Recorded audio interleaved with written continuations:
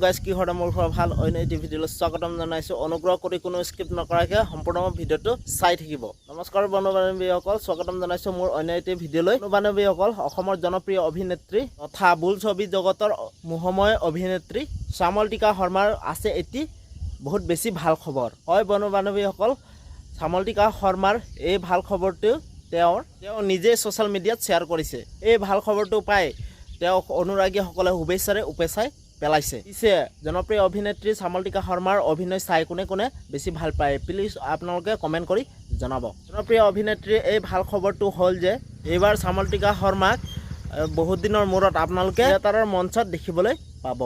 হয় বন্ধু বান্ধৱীসকল, তেখেতৰ 2024-25 নাট্যবৰ্ষত ৰাজ তিলক নাট্যবৰ্ষৰ চুক্তিবদ্ধ হৈছে।